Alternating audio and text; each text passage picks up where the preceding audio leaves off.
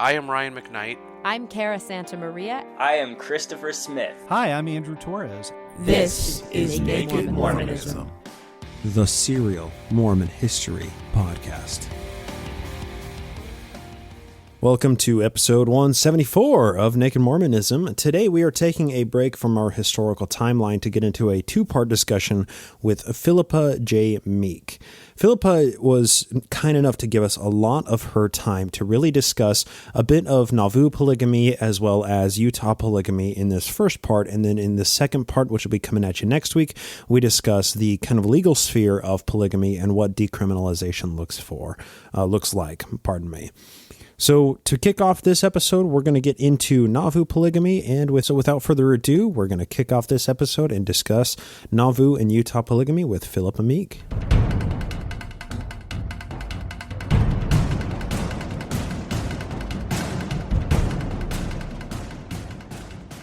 Polygamy is a fascinating subject within Mormonism and Mormon history. Entire books have been written advocating for certain perspectives of early Mormon polygamy, and entire volumes have been written about the modern day practice.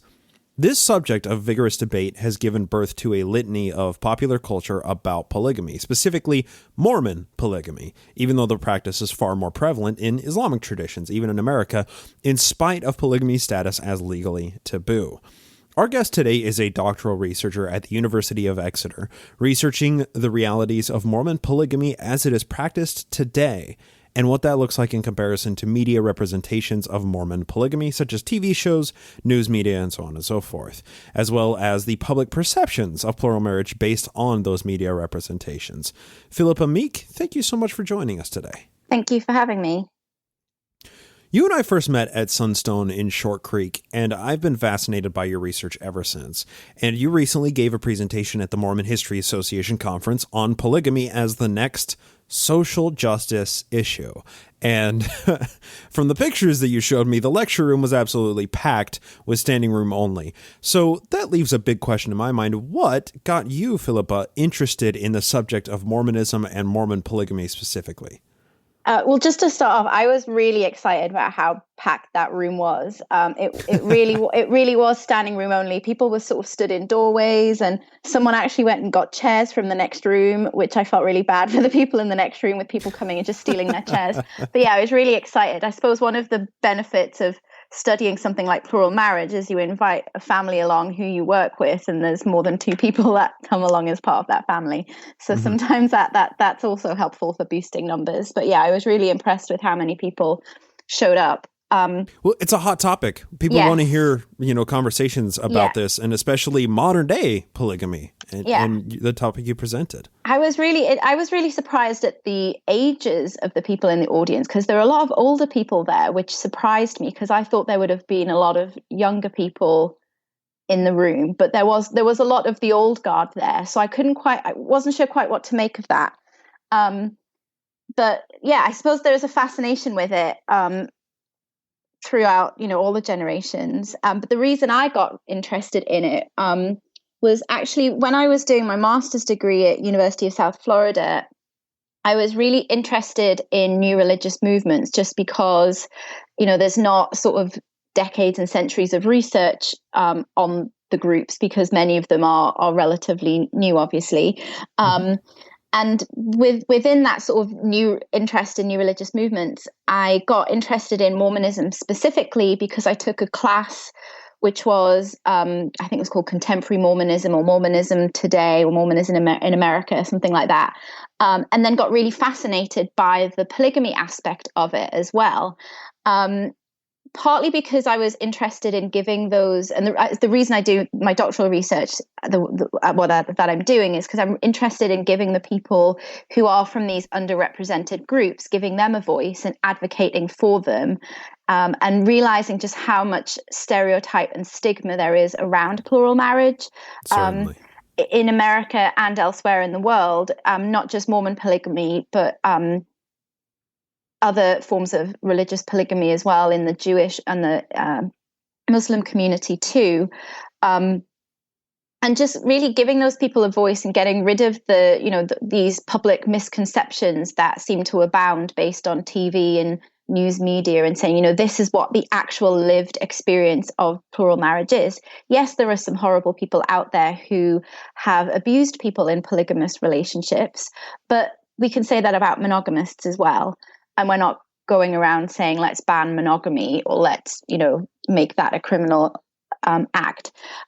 So yeah, and I realized just how much research there was out there still to do, and got really excited in this idea of looking at the public perceptions, looking at the media representations that they're based on, and what that looks like in comparison to the realities of plural marriage within fundamentalist Mormon communities as it's practiced today.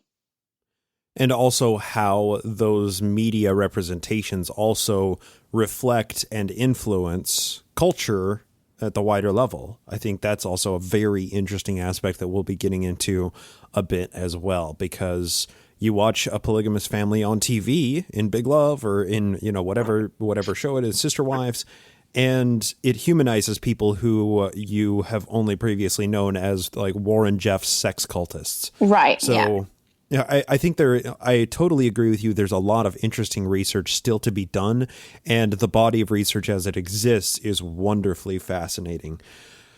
So we're lucky enough to have you for 2 parts today, for this week's episode as well as next week's, and I want to lay out a bit of a roadmap for our conversation. So today we're going to discuss a little bit about the history of polygamy, and these discussions often happen within Nauvoo Mormonism and Joseph Smith marrying some 33 wives and so on and so forth, but Mormonism has a much more tenacious and rich history of polygamy in the Utah Territory years after Smith's death. So I want to discuss what Victorian-era polygamy looked like in Utah, what the social structure of polygamous families looked like, as well as how that compares to modern-day Mormon polygamy. And obviously, a large part of the discussion today is going to center around how the government attempted to quash the practice of polygamy for half a century before the church issued the manifesto in 1890, which supposedly eliminated the practice. So that's going to constitute part 1 of our discussion for this week. And then next week, Philippa will be joining us again to discuss polygamy as a social justice issue, what she presented at Mormon History Association. How have laws been used to bludgeon sexual diversity in America? What's the best way to navigate a legal case for decriminalizing polygamy? And is decriminalization really the best option here? What actions must be taken to ensure legal protections for those practicing polygamy without infringing on their free exercise of religion? These are some massive and controversial questions, which is the reason I brought on an expert to discuss all of these things. So, Philippa, what do you say? Let's get started. Yeah, let's dive in. All right. So Nauvoo polygamy, that's a tough subject because it was so secretive, right? Historians are able to piece together fragmentary evidence, and that can paint a fairly colorful picture of the doctrinal development and the spread of polygamy, but a lot of it is left to mystery. So my question is, how did Victorian ideals and anti-bigamy or adultery laws shape the practice of early Mormon polygamy? I think one thing to sort of state at the offset is what the Victorian image of a woman was like. It was the idea of a woman being childlike almost, that she needed to be protected first by her father, then by her husband. Mm-hmm. Women were seen as being unable to think for themselves, unable to consent to anything but a heterosexual dyadic sexual relationship within a marriage. And that would, almost always be with parental approval. Otherwise, women could see themselves being sort of considered to be outcasts.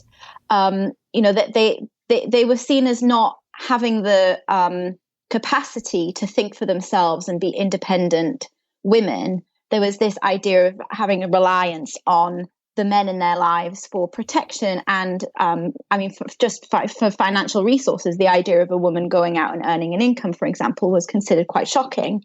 That's not to say that women didn't do it, but especially in certain parts of society, that women had their place, and it wasn't too much different from the place that children took up within a Victorian family unit.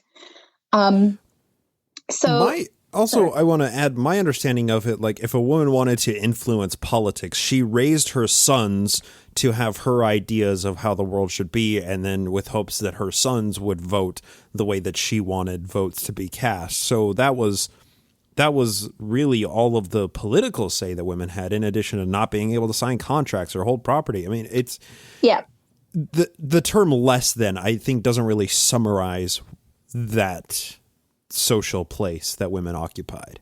Yeah, I think as well. I know for many years in English law, things are slightly different in the US and various different states.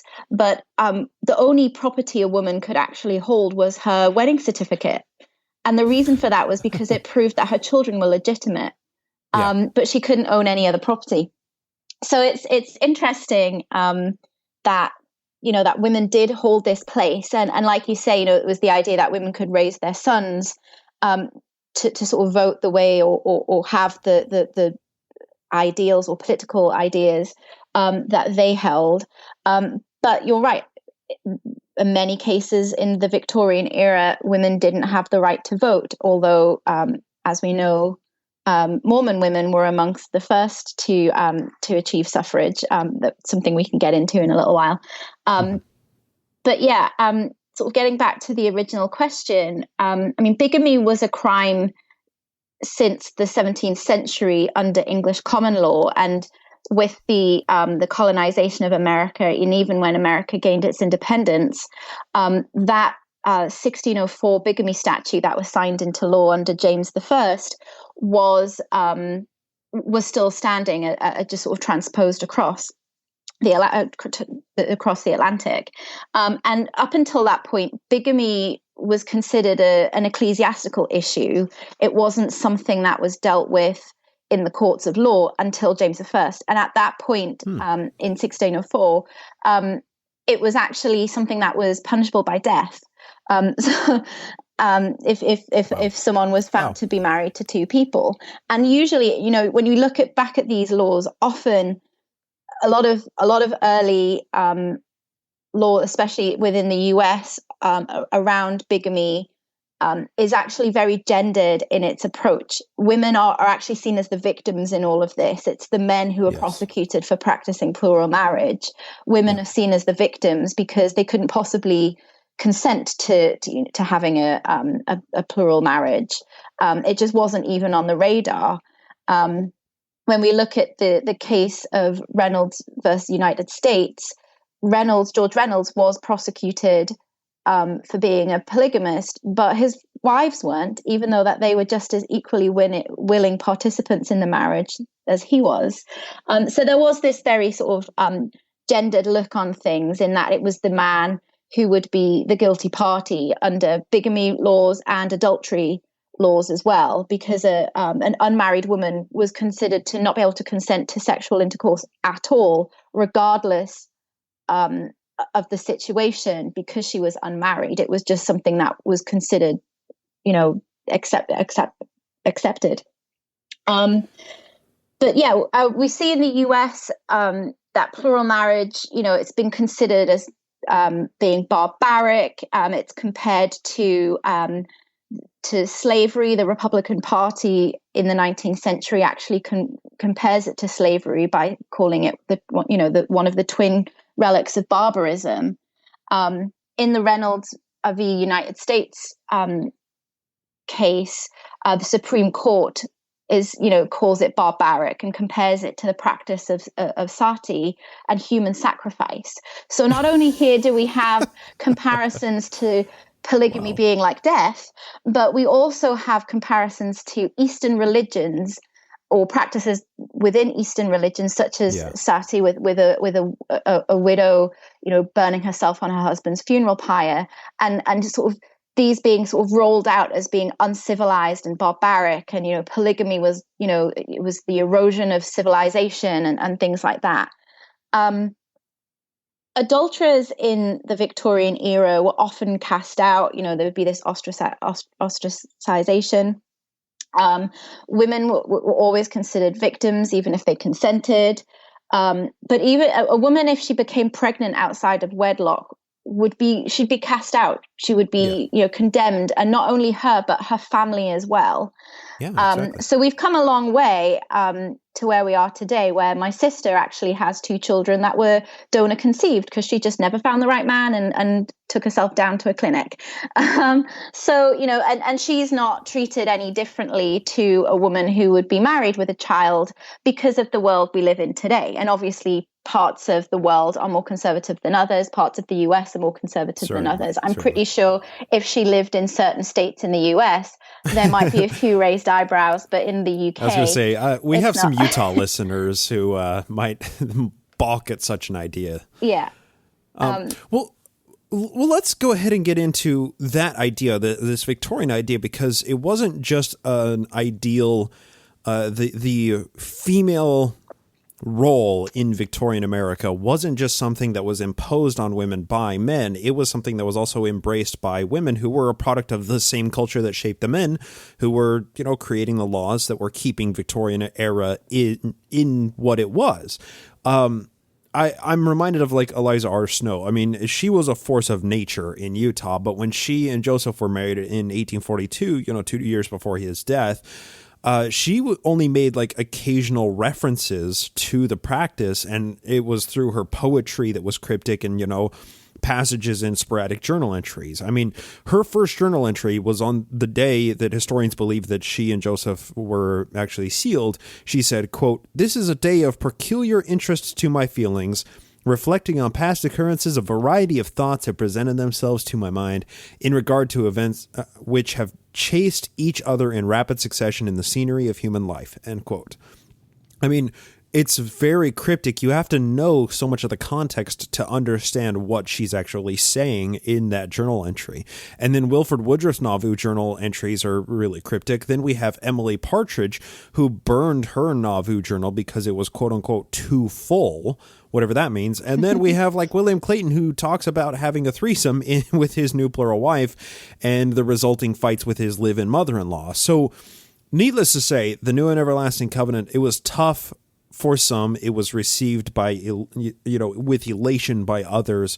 So what was it like for the people in the time in this Victorian era when the idea of plural marriage was first proposed to them? Obviously, many people were quite shocked. For example, one thing that springs to mind is that early English Mormons and the English Mormons in the northwest of the country actually converted in the early days in droves, to the point where the church almost collapsed in England because so many people were emigrating out to the US. But we do see documentation that shows that some of them were, they get out to the US, they get out to Utah and see that people were practicing plural marriage, and they would be appalled, and they would, turn tail and return back to the UK feeling disillusioned. They'd leave the church. There are letters home where people are saying, I don't quite know what I let myself in for. No one told me about this before I left England, and, sold up my farm and brought my family across the ocean.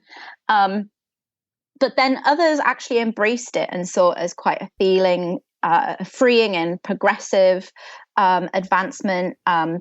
Comparisons can be made to the Oneida community, although that group was fairly short-lived. It sort of lasted a generation or so. But, it could have been, in the very early days of the practice within the church, those who were practicing it knew that it could be very damaging. So this is why we have people sort of burning their journals and writing things quite cryptically, because they knew that it was an explosive practice that they were doing. It was, very, it was kept very within a very small group initially, because I think the leaders realized that, if they did start shouting from the rooftops that everyone was practicing plural marriage, that it could be very damaging to the early church. And that's a lot of unknown consequences. Right. So they would, the number of converts that were that they were gaining at that time could have drastically dropped off, and we might not even have a Mormon church today. It might have gone the way of many other new religious movements that emerged in the 19th century, because it might could have be been a silverware manufacturing company now. So it could have gone the same, the same way as the Oneida community. I mean, they were doing things slightly different. They were practicing more of a free love, as we might understand it in sort of today's terms, than plural marriage. And that was, again, that community was very progressive for the time. And but I think the church leaders knew that it could be very damaging, and they had to be very careful about who they let in, to the secret, as it was at the time. And they had to be very careful about who they were letting in on it. And, there are records from the Nauvoo period where Joseph Smith sort of tries to get people on board, and they are just like, I can't believe what you're doing. This is crazy. And then he's like, oh, only kidding. I just wanted to test to make sure that, and it's like, yeah, how do you feel about me marrying your sister? And then, absolutely not. That's what the hell? This is crazy. This idea of polygamy. And then he's like, yeah, only joking, was just testing your faith. Exactly. Yeah. Oh, it's actually your daughter, not your wife that I want. I think they knew what they were doing. They were being very cautious in the early stages, because they knew how damaging it could be, because people would be shocked. But yeah, there were people who actually did embrace it and saw it as as quite a freeing and a progressive experience that they could go in for.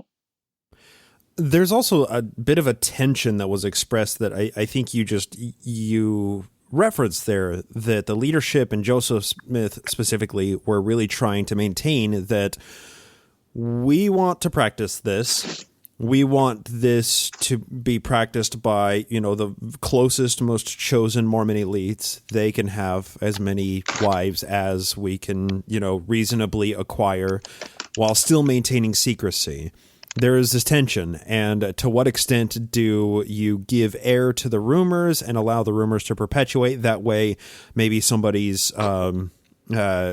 proclivities or apprehensions about it might be softened when you inevitably do propose to them. To what extent do you publicly deny it while practicing it behind closed doors? There's this constant, it's like a dance of knife edges that the leaders were trying to strike at the time. And finally, John C. Bennett's expose of 1842 aired out a ton of what was going on. And then the polygamy revelation itself, D&C 132, was published was dictated by Joseph Smith a year later to William Clayton. And then finally, the Nauvoo Expositor comes along in June of 1844 and blows the whole thing wide. Yeah. I mean, it told of all sorts of accusations. It talks a lot about the actual polygamy revelation. So the Nauvoo Expositor being published, this was a massive challenge for the Nauvoo Mormon leadership. And the way that the Expositor was dealt with, resulted in the death of Joseph and Hiram Smith. Mm-hmm. Then fast forward 3 years, thousands of Mormons are descending the Rockies into the Great Basin of Mexico. And that's where they can practice polygamy. So I want to ask then, in your opinion, to what extent was the Mormon exile 1,000 miles from all civilization due to their desire to practice polygamy with impunity? I think obviously that the idea of moving into the Rockies, it gave them an area where it was the majority of people there were Mormon. So there were very few people who were not part of the LDS tradition who could, be opposed to it quite verbally or vocally in the immediate locale. They were self-regulated. People within the community became, leaders within the community, within the court system. High-ranking church members were also, in powers of authority in the rest of the lifestyle as well. Sorry. Not a problem. Khaleesi, get down. Sorry, my dog is deciding to get really excited about something she saw at the window. Not a problem at all. I got three dogs here right now, so yeah, I totally get you. They were very self-regulated. They were Mormons who were looking out for each other, listening to each other, sort of regulating each other, and they were setting it, an example this idea of founding and forming a new community that was linked to their values, their religion. The idea of a theocracy was bandied about a lot. In fact, that was basis for some of the early applications for statehood to be denied by Congress, because the federal government believed that if they did grant statehood to Utah, it would just become a theocracy run by the Mormon Church, which would be incomplete. That. Yeah, which what would that be. Look like? I mean, it would. I think it would have been quite fun in sort of in retrospect, to have the state of Deseret being run by the Mormon Church today would be quite an interesting thing within the United States. Interesting is an interesting word to choose for that, but I guess I can agree. So yeah, and I think it really does contrast with the ideas, about the idea of America being supposedly founded on religious freedom, but we know that that's not quite how it turned out. It was religious freedom so long as you adhered to this sort of to the religions we approve of. Yeah, this sort of like Christian, Protestant, ideal. That was fine, but anything beyond that was not okay. And so for the LDS community living, in the Rocky Mountains or in the Salt Lake Basin, it gave them some distance from the detractors and from any sort of oversight that they previously experienced further east. It's an interesting kind of idea that we have in America, this freedom to exercise religion. Even the Articles of Faith in the Mormon tradition claims the privilege to exercise religion how, where, or what they may, and doesn't agree that imposing their religion on people is acceptable. But it does strike me that they had been what they termed as persecuted by the government, by many different groups of people, by Missourians, by people in Ohio, many of which were disaffected members. And finally, in Illinois, they had been, what they termed as persecuted by the government there. They, it seems like, wanted to get to an area where they didn't fall under the jurisdiction of any law enforcement whatsoever. And the Great Basin, other than the law enforcement that they could set up themselves and have members of the church regulate. Yes, and that's an important detail in this, because when they got into the Salt Lake Valley in 1847, the first small contingent of Mormons arriving there, they practiced polygamy from 1847 to 1852 in kind of quasi-secrecy. But finally, it seems like in 1852, they said, we're going to go full tilt. We're planting a flag. And they published in the Deseret News and the Millennial Star in England what was Doctrine and Covenants section 132, the polygamy revelation. Mm-hmm. And that opened the doors to widespread open practice of polygamy. And then the dominoes just began to fall, and the social structure of Utah for the next half century would revolve around not the nuclear family, but the molecular family. So I guess the question is, how did polygamist Utah society differ from the rest of United States society inside of this territorial theocracy where they were advocating and defending their practice of what they considered the family? So as far as the rest of the U.S. was concerned, the Utah Mormons, they were uncivilized, they were sort of a law unto themselves, which led the federal government to try and put curbs on the power that the LDS Church had. And this involved things like, reducing immigration. And you mentioned the Millennial Star in England, which actually was one of the main sources of encouragement for English Mormons to decide to emigrate to the United States. And thousands of people used the Perpetual Emigrating Fund in order to fund that trip, because it would have been very expensive for most people to do that. So they could borrow money from the fund. Excuse me. The idea was that once they got to the United States, once they got to the Utah Territory, that they would pay back the money they'd used once they got settled and so on. In practice, the money was never sort of requested back. People did pay their money back if they managed it, but there was no obligation to. So the federal government prevented that from happening by, cutting off this perpetual emigrating fund.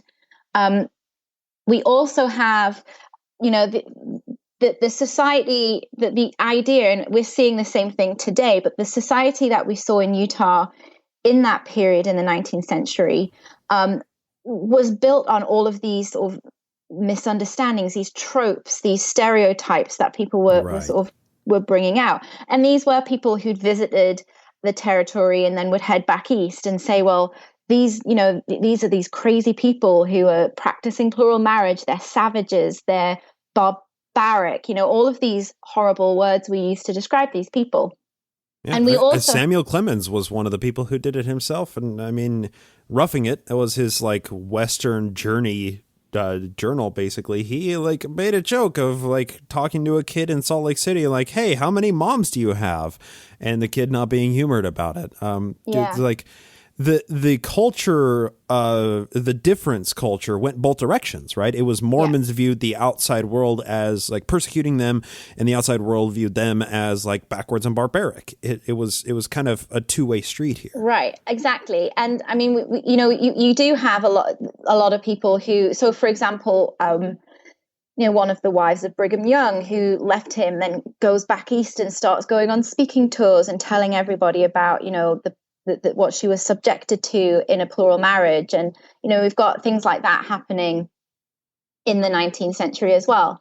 But also, like, to paint all polygamous relationships the way that Brigham Young treated his wives is not fair, because Brigham Young was a dickhead. I mean, that's just simply not fair to characterize. It's the same today when people are characterizing all polygamous families like Warren Jeffs. That's not fair. That's a radical and an extreme and a very, very small proportion of the relationships look anything like that. Right. It's all about, these people heading back west and giving their opinion. And that's the only polygamist or former polygamist that anyone in, for example, New York City has ever heard from firsthand.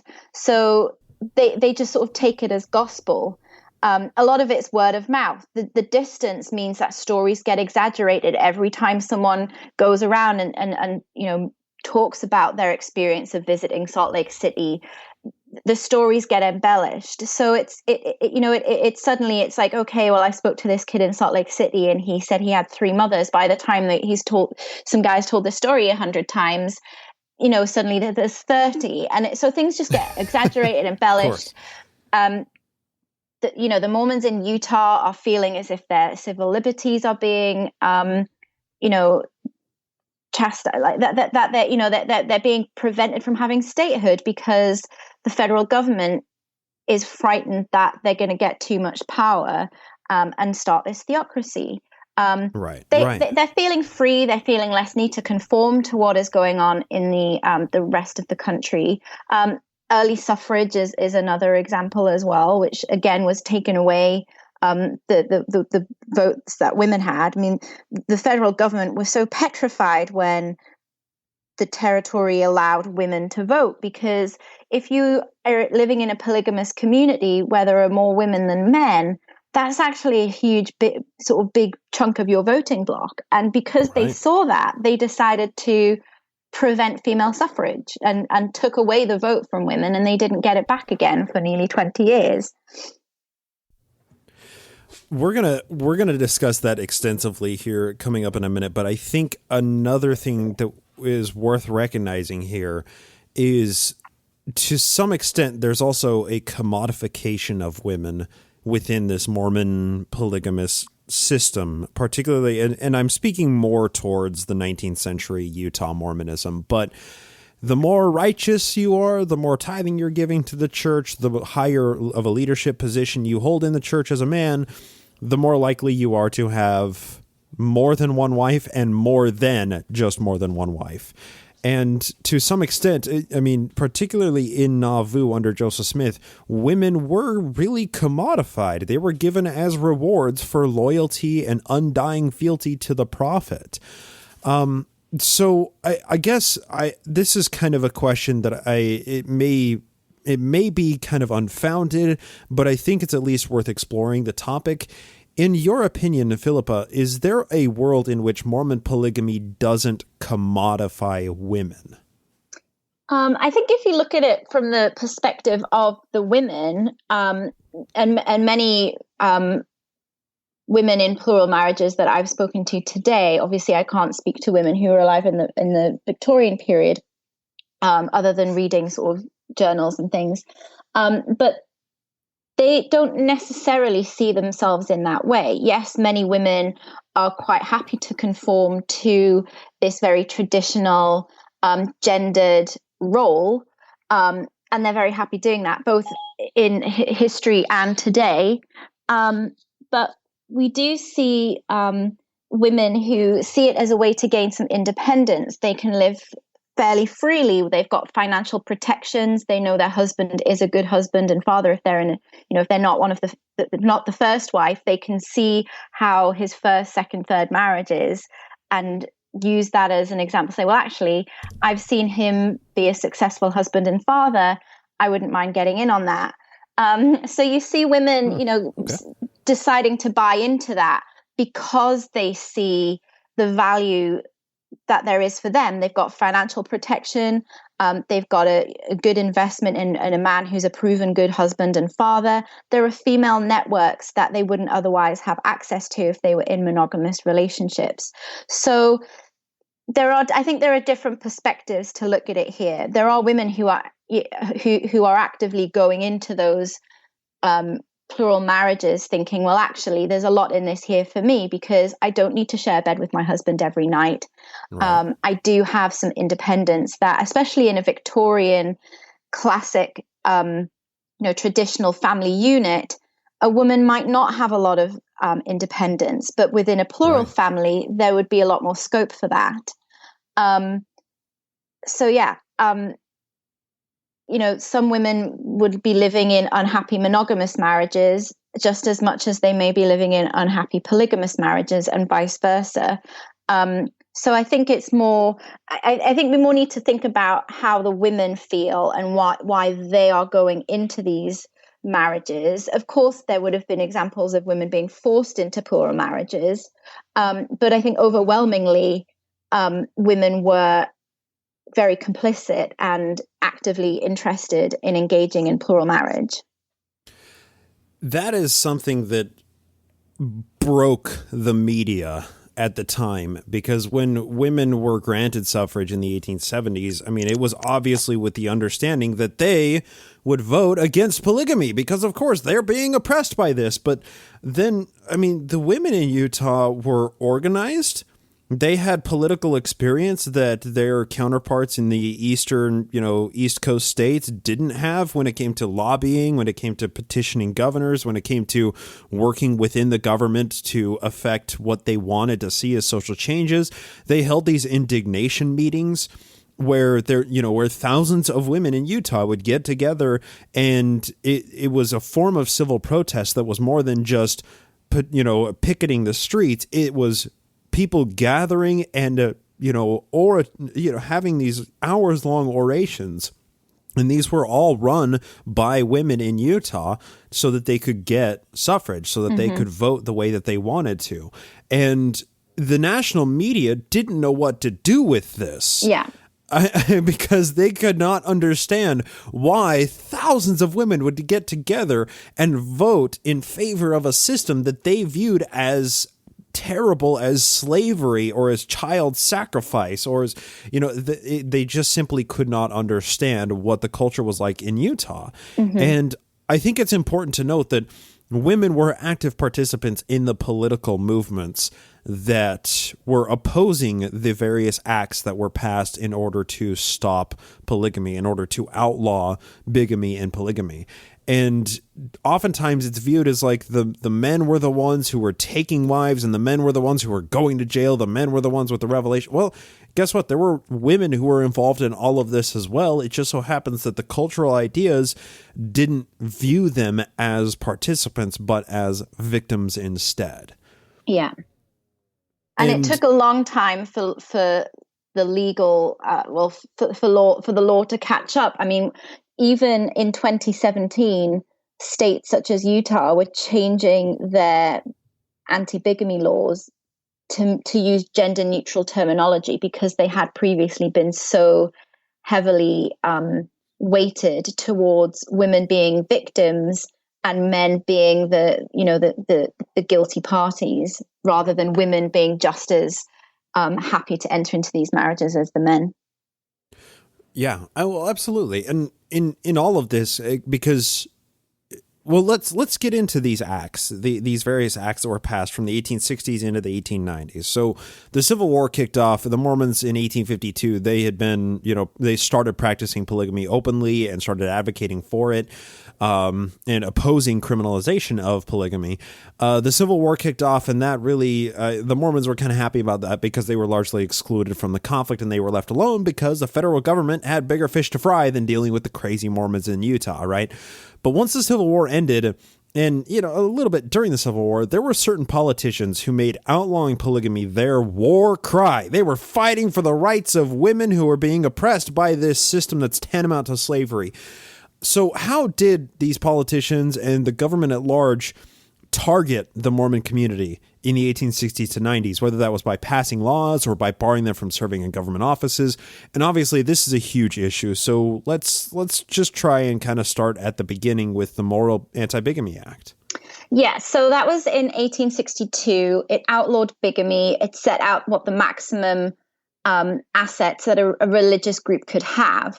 So it's interesting that was part of the act, because there's a clear evidence here that this is targeting the LDS Church, because it realizes that the more the church has in assets, the more power it has, particularly in the Utah Territory. So here, for the first time in the United States, the federal government is outlawing bigamy. Prior to that, we do have some sort of legislation from early Massachusetts, but really that at that point it's this this original bigamy law that was in English common law from the very early 17th century under James I, that was being used as sort of the legal basis for banning bigamy in the United States until the Morrill Anti-Bigamy Act in 1862.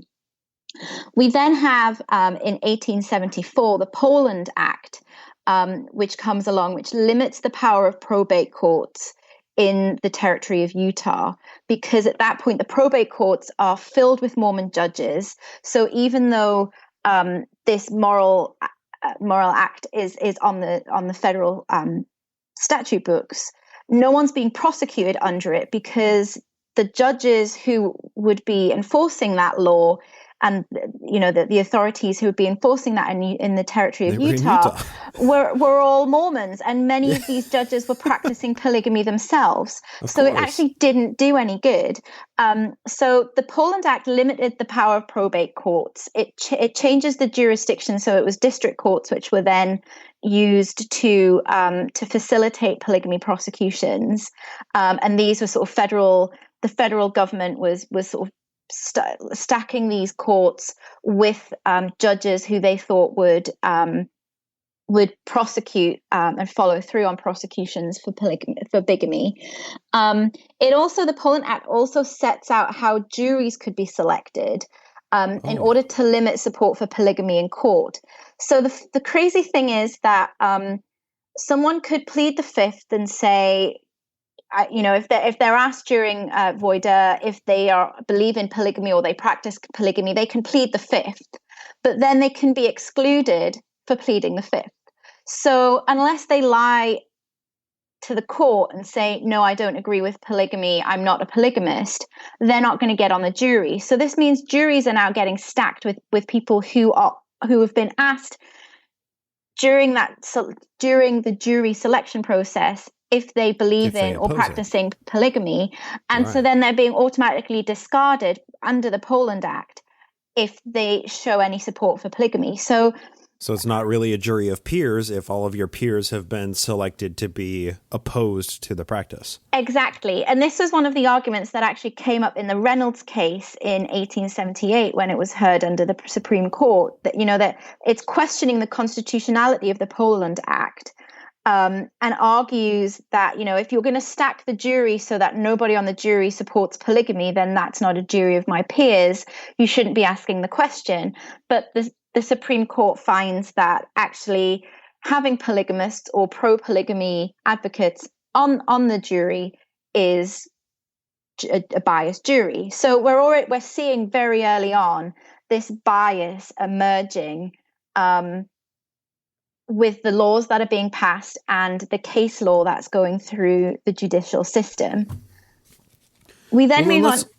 Sorry. Let's also discuss the sphere of what the women were doing at this time, because this is when these indignation meetings were really kicking off, when suffrage was granted very briefly as a result of the anti-polygamy movement, and the women voted in favor of polygamy.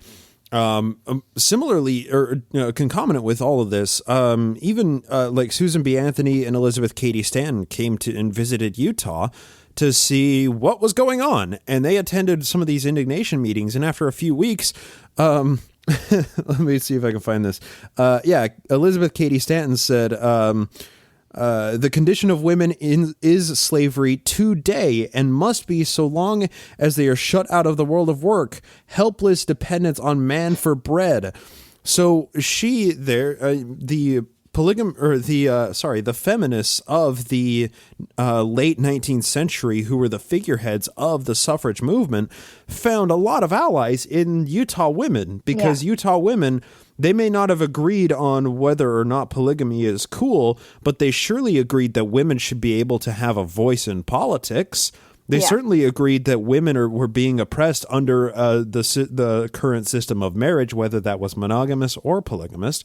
So there was a lot of groundswell of like a grassroots support for polygamy and people being able to practice this, because it represented an issue that women could get together and rally around and support as a group.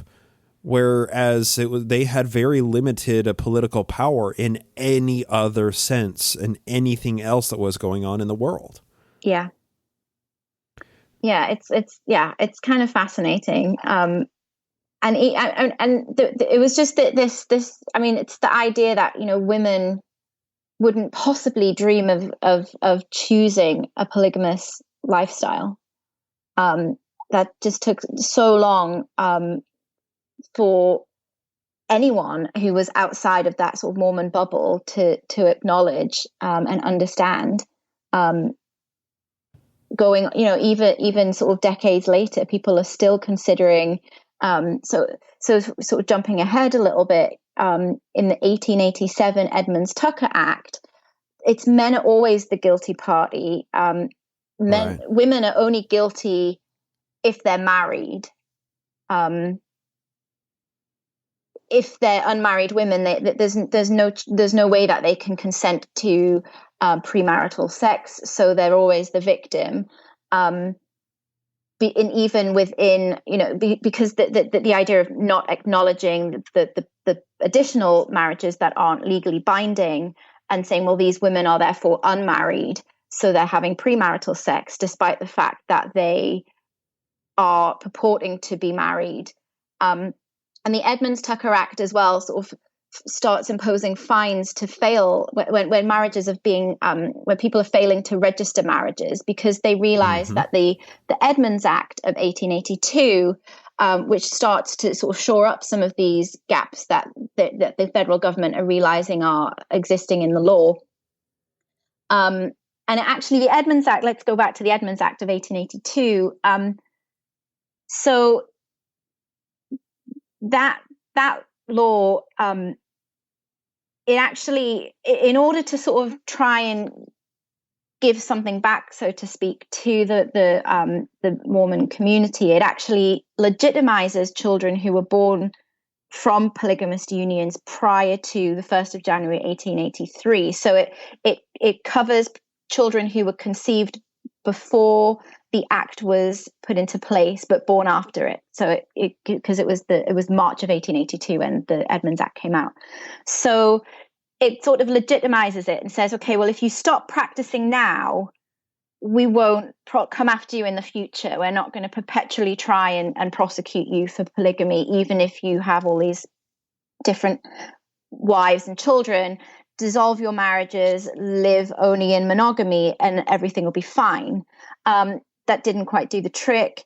So then in 1887, Edmunds Tucker Act comes out, and it has this idea of, well, every marriage should be registered, because one of the problems they were having in prosecutions was that they couldn't prove that a marriage was even occurring. Right. There was because it happened in the temple, and and it was secretive. What happens in the temple is secret. What happens in the temple stays in the temple. So so it was like the Vegas of but never mind, bad joke. But yeah, so it's like I enjoyed it. The Edmunds Tucker Act is suddenly saying, well, okay, well, polygamous children can't inherit anymore. You're kind of skirting around the law. All of the marriages need to be registered so that we know who is married to whom. Because back in the day, in the Victorian period, there was no paternity test. A woman could have several children, but without actually catching a couple mid-coitus, there was no way of saying, well, this is a sexual union between two people. The children, unless someone says, unless a wife had some sort of grievance to bear on her husband and would therefore give evidence against him, there was really little way to prosecute anyone from practicing, because there was no official register of marriages. So then let's discuss how complicated this really became in enforcing these anti-polygamy acts.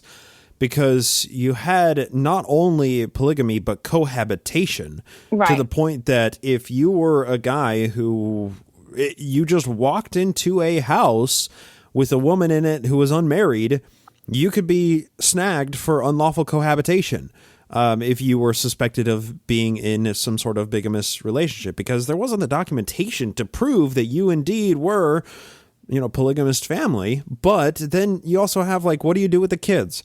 What do you do with all of the family members? What do you do, like, with, was it George Reynolds or was it Rutger Clausen, who was, like, prosecuted because he was trying to support his other families? This is canon. No, so it's canon. Canon. 1885, canon v. United States. So that lawsuit, when it reached the Supreme Court, decided that evidence of sexual relations was not required to prove polygamy. Just living under the same roof or socializing together could act as proof. So because Cannon, he argued that he couldn't afford to set up all of his former wives in separate dwellings. So he and some of his wives were still living in the same house, albeit in separate parts of the house. But because he was taking meals on a rotation basis with his children of those women and the women, the mothers of the children themselves, he was prosecuted because they were living under the same roof, despite the fact that one of his wives, Clara, I believe her name was, actually said, she said in court, he has his own bedroom that he doesn't share with anybody, but he does come and see his children and financially supports us. So it got to the point where there was just no provision for men to support their former wives. They could dissolve their marriages after the Edmunds Act and say, okay, well, here's somewhere for you to live.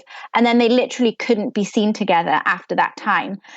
There's one case somewhere where a man went to the funeral of his former father-in-law, and because he and his former plural wife were seen at the wake together, that was then grounds for prosecution. Wow.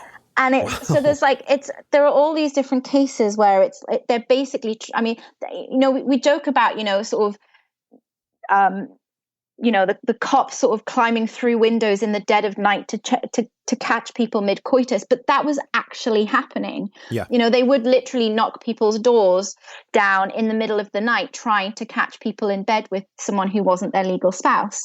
So it got quite comical at times.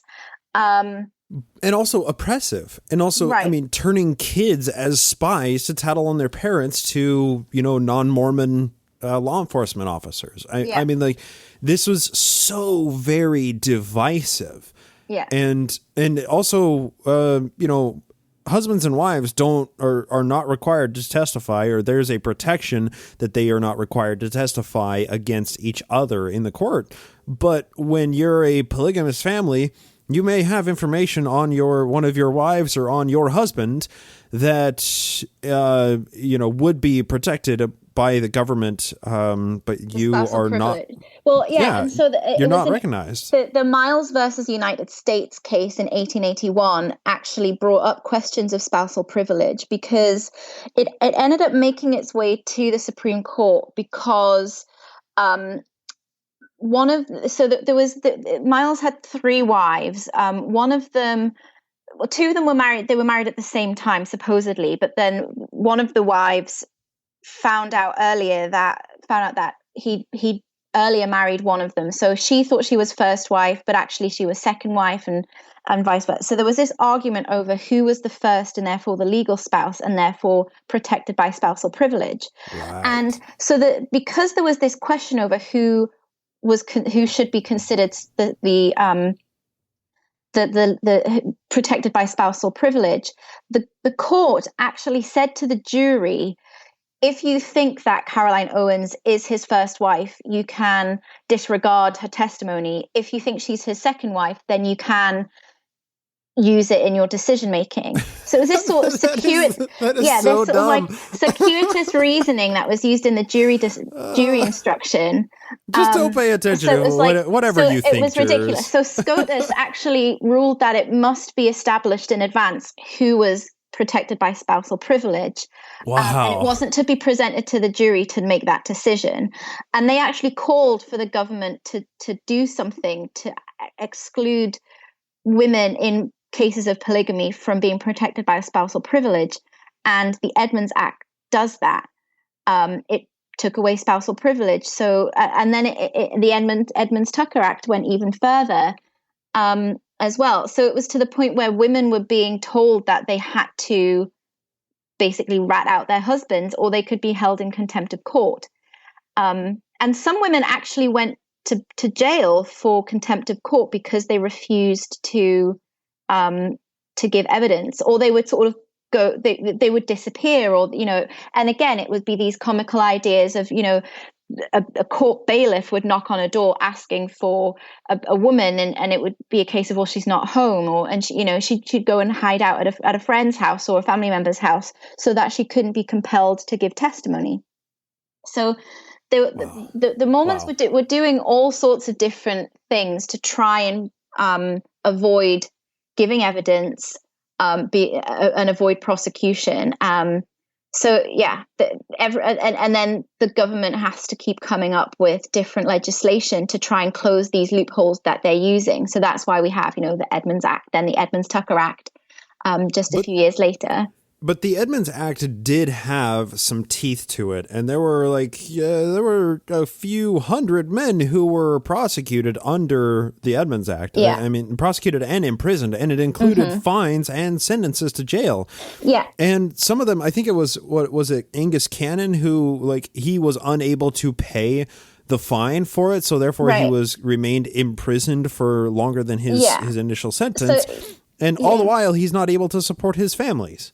Yeah, because there were again, it was this thing of you can either pay a $500 fine, which is, was a substantial amount of money in those days, pay the fine or go to prison. Well, if you're in prison, you can't earn an income to pay off the fine. In the case of Clawson in 1885, he actually took his case to the Supreme Court, arguing habeas corpus, because separate counts were sort of initially stacked against him. So he was serving multiple sentences for the same offense. So yeah, we have all of these crazy things that the courts are trying to do in order to get these convictions, and then like you say, fining men who have no way of paying those fines, and saying, well, if you can't pay, then you go to prison. Well, it's just a vicious cycle because they're not going to be able to earn the money. And it got to the point where prisons were getting so full up that they would have to sort of let people out because there was no more room to house anyone else. And they weren't going to change. It wasn't as if they were going to be, released from prison and suddenly stop practicing plural marriage. They would be released and they'd go straight back to their multiple wives and children. And await to be, snapped up again and then convicted and thrown back in prison. Yeah. Which it all explains why Wilford Woodruff, Lorenzo Snow, and so many of like the very high ranking members of the leadership were in hiding throughout much of the 1880s and into the early 1890s. Because they had charges against them. They were literally fugitives from justice because all of these acts made it impossible for them to have the family structure that they had spent the last 50 years of their life building in Utah. Yeah. And it's very oppressive. All of it is extremely oppressive. And then finally, the Edmunds-Tucker Act passes, and Congress can now, or the government can now seize church property and all of their assets and use those to fund public schools, which, you know what, I'm not opposed to. I think that's a fantastic idea. But I mean, still, that was also equally and overtly oppressive to the church, seizing their assets until they caved in. Yeah. And that finally happened with the first manifesto in 1890 by Wilford Woodruff. And then, unsurprisingly, 3 years later, Congress allows, returns all of the assets and to the Mormon Church following the manifesto. And it's not long after the manifesto that Utah suddenly received statehood as well. So with the, in the Constitution that, polygamy would be forever outlawed in the state. Obviously, this is a complicated topic. There's just a lot to tease out of this, and what I want to get into part 2 of this is going to discuss navigating this in the 20th century and also navigating this looking forward into the 21st century. What this looks like, how polygamy can work, how polygamy, now that we've discussed the history of how it was criminalized and prosecuted and what people suffered for the practice of this and the results of the families who were broken apart because of this have long-term ramifications and created trauma that exists within Mormon culture to this day and inspires a deeper sense of the need for secrecy and a hatred for the government and all sorts of cultural trends that were begun in the 1850s are now surviving in the church 150 years later. And a lot of it does kind of center around this question of polygamy and the government trying to quash the practice of it. Mm-hmm. So looking forward to part 2 of this, Philippa, is there anything from part 1 in our conversation today that you would like to leave leave our listeners with? Any parting thoughts that you'd like to give us? Without talking for another hour, probably not, because if I start mentioning anything else, I'll just go off on more tangent. I mean, there's just so much to talk about on this. I mean, there's so much that we never got a chance to even touch on. I mean, like the Reed Smoot hearings, for example, that went on, and post manifesto plural marriages that were still being sanctioned by the church, and the language within the manifesto of abiding by the laws of the land. Was very clever, because then it just meant that people would go down to Mexico where it wasn't illegal and enter into plural marriages there that were still sanctioned by the church. And then, then we have to have a second manifesto. And I mean, there's still examples of men who were high up in the church hierarchy who were living plural marriage into the 1930s and 40s, but, just sort of very clandestinely. So, and obviously those marriages have been entered into a long time earlier. But yeah, there was it wasn't just a case of the manifesto happening and suddenly that was the end of Mormon polygamy. And obviously we'll talk about that more in part 2, but it certainly did its job as far as the church getting its assets back and the state of Utah coming into being. But yeah, lots more to talk about. Absolutely. I wanted to touch on George Reynolds, on Angus Cannon a little bit more, and on so much of the information that I have a passing familiarity with, but I really learned a lot from through your research. So if people want to know more, because I mean, like you said, we're barely getting to any substantial portion of the information that's available to us here. Where can people find your research, Philippa Meeks? So I am on Twitter. That's probably a good place to start. My Twitter handle is at philippajmeek. That's PHILIPPAJMEEK. And I also have an academia.edu page, which I try and put all of my conference papers and so on up. I've got quite bad at doing that recently because I think this year I'll have done 9 conferences, wow. Which is kind of crazy, including one in New York City that I wedged into the middle of an international move with a dog, which in hindsight was a really, really, really bad idea. That was one of the most stressful times of my life. So yeah, I'm hoping that once I get settled into the new semester, I'll put more of my work on that academia.edu page. My name is fairly unusual, so a quick search of my name on that website will bring people to my page. And so I try and put the papers that I've either presented at conferences or things I've had published onto that website so that they're publicly accessible.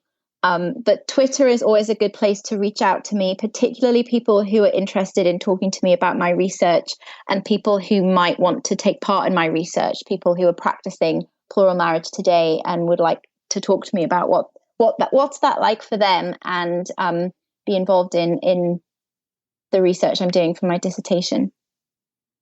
Fantastic. It was such a pleasure to speak with you, and I really look forward to getting into the controversial stuff next week when we talk about legalization, decriminalization, and what the legal sphere of polygamy looks like. So once again, Philippa, thank you so much for joining us today. And thank you for having me. It's been a pleasure.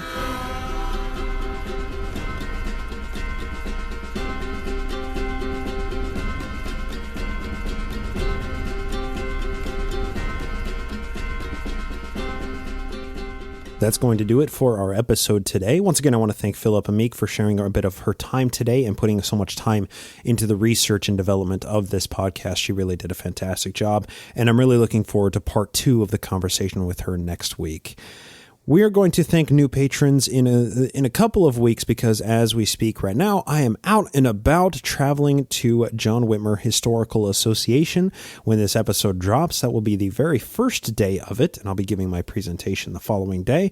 I'll let everybody know in a couple of weeks how that went and hopefully broadcast the presentation here on the podcast if I'm able to record it at the time.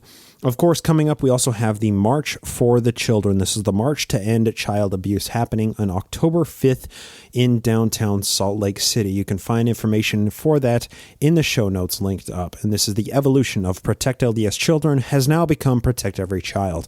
The march in 2018 did not catalyze the changes that we need to protect children from child abuse in the church. So this is the next step.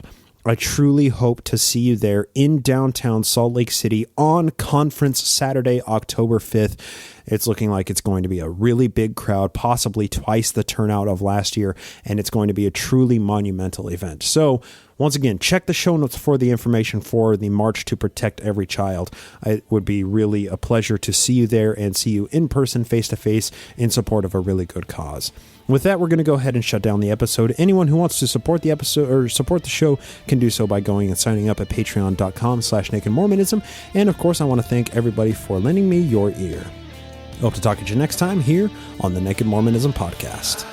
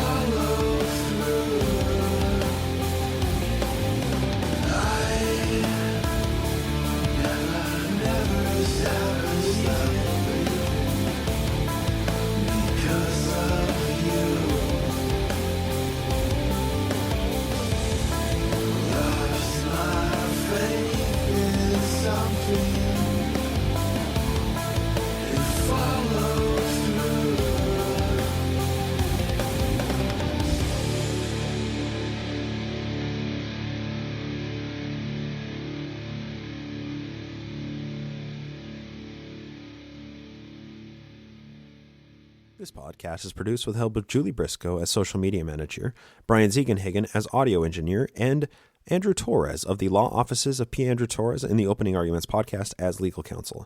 Music is written and performed by Jason Camo of aloststateofmind.com and used with permission. Naked Mormonism is a production of Ground Gnomes LLC, copyright 2019, all rights reserved.